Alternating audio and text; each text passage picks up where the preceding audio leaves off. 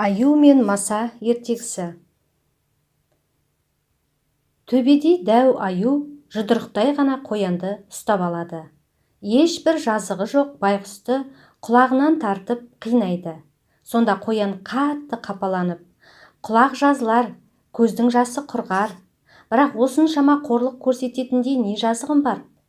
Аю ормандағы аңдардың ең күштісі.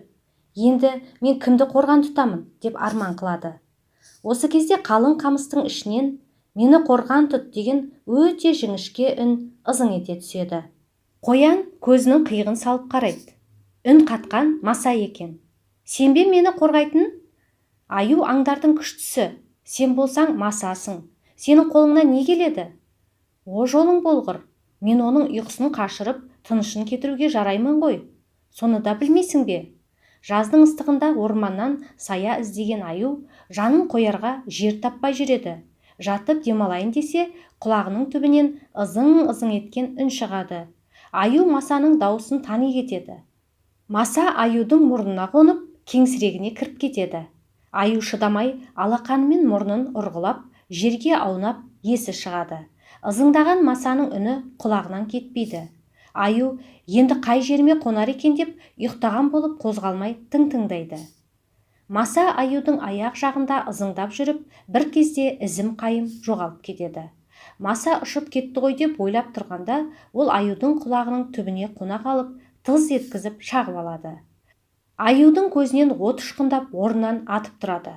Оң алақанымен құлағын қағып, «Жеді ғой, жеді, бұл қандай жаны сірі немеді?» деп өңкеңдеп қаша жөнеледі.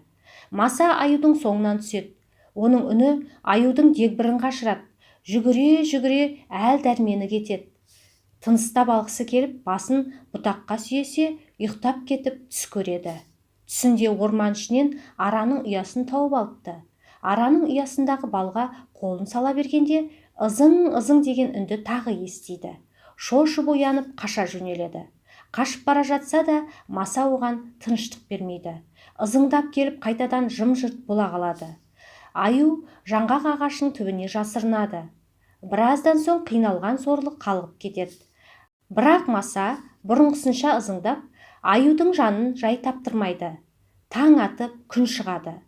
Жүні ұйпаланып, қабағы түксиіп, ұйықтамаған аю сенделіп келе жатса, Масаның ызыңдаған үні құлағына тағы да шалынады. Ол селт ете түседі. Алыстан байқап тұрған қоян Масаға «Жарайсың сабазым» деп көзінен жас шыққанша күліп разы болады.